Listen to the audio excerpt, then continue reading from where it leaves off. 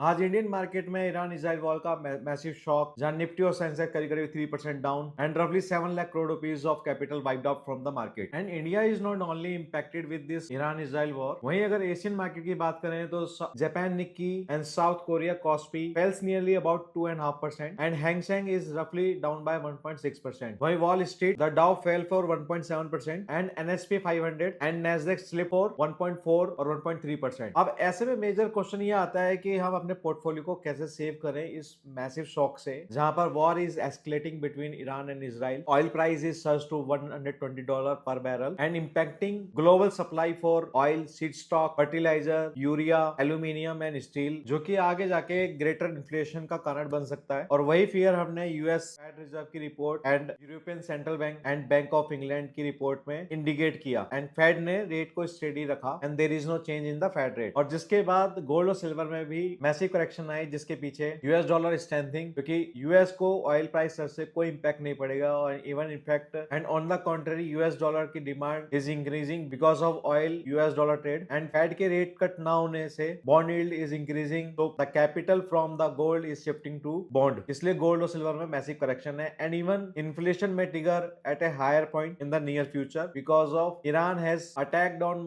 Major energy hub. तो कल को अगर स्टेट ऑफ हार्मोज ओपन भी होगा, उसके बावजूद भी ग्लोबल सप्लाई को नॉर्मल होने में टाइम लगेगा, reason being because of rebuilding of infrastructure. And वहीं India is a big importer of the oil energy, तो हायर इन्फ्लेशन और higher price of the oil में hit the higher inflation in India and deficit in the budget, जिसका इंपैक्ट आज market में देखने को मिला। अब ऐसे में हम अपने पोर्टफोलियो को सेव करने के लिए कुछ स्टेप उठा सकते हैं कि जब मार्केट में अनसर्टेनिटीज हो तो आइदर आप अपने पोर्टफोलियो का 20-30% इक्विटी से एक्सपोजर निकाल कर बॉन्ड और डेट में शिफ्ट कर सकते हैं, सो दैट कि अगर कोई मैसिव करेक्शन आता है तो again you can reshift your capital from bond and debt to equity. Second hand cover, आपने अपनी लाइफ में कवर लेते होंगे, टर्म प्लान लेते होंगे, जिसमें आप प्रीमियम तो पे करते हो बट आपका उसमें सिर्फ लाइफ कवर होता है कि इन केस कल को आपकी डेथ होगी तो ही आपको उसका बेनिफिट मिलेगा, otherwise the premium is lapse. तो सिमिलर आप अपने पोर्टफोलियो का 1% प्रीमियम पे कर सकते हैं for buying of put option of the index, और इसकी एक्सपायरी एटलीस्ट 2 महीने की होनी चाहिए, सो दैट कि मार्च से सिंस वॉर से बात करें तो आज रफली 10% डाउन है, तो आपका 500 की पुट ऑप्शन भी